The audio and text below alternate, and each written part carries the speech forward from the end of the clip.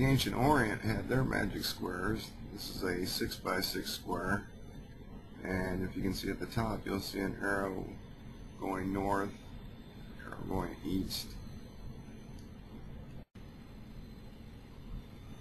This is an Arabian magic square, and it's a 3 by 3 square, and you'll see the northeast, the arrows on the outside pointing northeast, showing the secret pattern, or the step in making these magic squares. This is the Venus square. This is the Sun square. This is the Jupiter square. This is the Mars square. 5 by 5 identical square.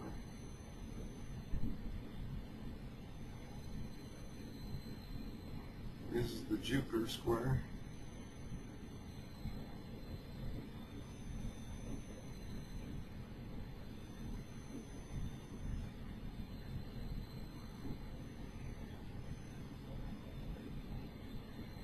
Saturn square.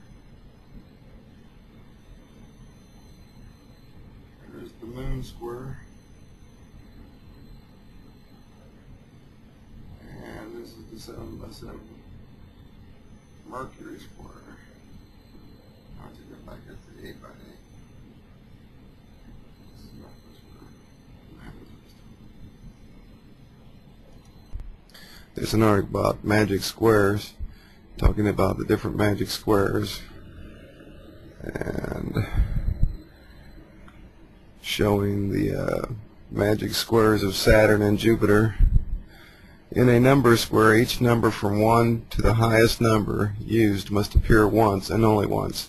The vertical and horizontal rows of numbers and the 2 long diagonals across the square must each add to the same total, which would be 15 in the Saturn square and 34 in the Jupiter square.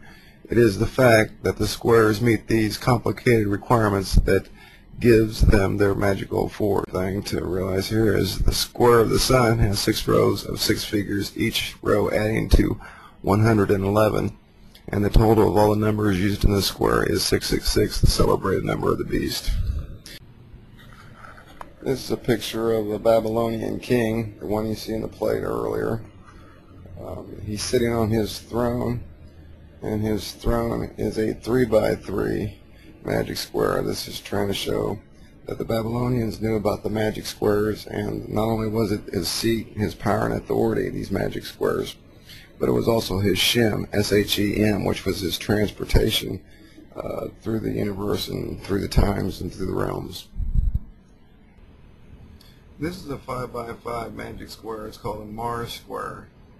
And I'll show you just how simple it is to create one of these. You'll find a lot of books that says that only the most skilled of magicians are able to come up with these magic squares that you can place numbers to where 1 through 25 in this case, and all the rows horizontally and vertical will add up to the same number. In this instance it would be 65.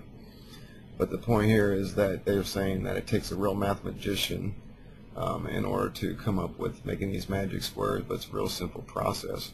Once you understand, it's a simple formula, a little sacred secret of Freemasonry, of going northeast.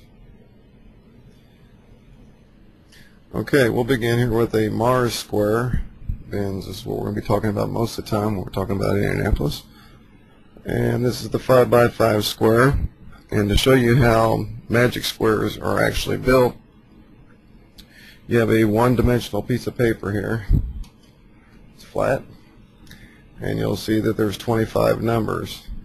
Okay, using this formula that we talked about earlier about going northeast, making these steps, that's how you arrange the numbers onto the square in order to make the magic square work.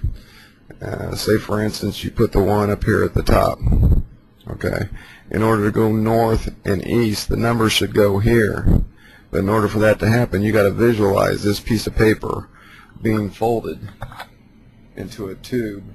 And I'll try to explain that with this piece of transparency film here. Say the number 1 is right here, and you have to go northeast to put the number right here. So you would visualize in your mind this folding up like a tube, okay, to where the number would be like this. Okay, you see where the 1 is? You would go northeast, and there where you put the 2. Then you go northeast, and there where you put the 3. And then you go northeast, but you can't go that way. So you have to visualize this one-dimensional piece of paper being folded over to where you can continue the process. There's 4, you go 1 over, there's 5, you go 1 over, and there's a number there.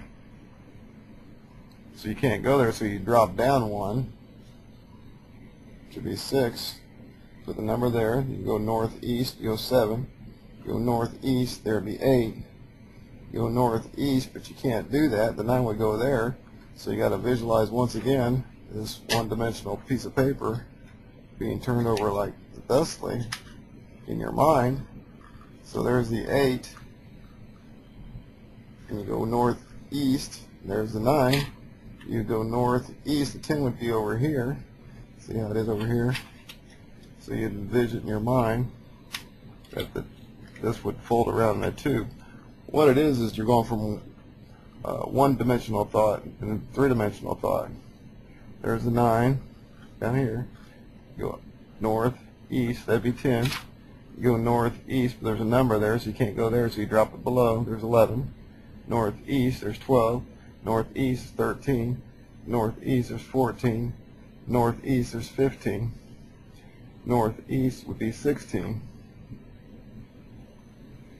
There's a number there, so you'd have to drop it down. There's 16. So northeast would be 17. Northeast would be 18. See, it's down here. If you visualize it rolling up like this. 18. Northeast 19. Northeast 20. There's a number there, so you drop it down. 21. Northeast, there's 22. Come over here, it should be 23. There it is. Northeast, 24. Northeast, which would be up here, 25. So see, there's one-dimensional, and that's how a magic square is made and how it works.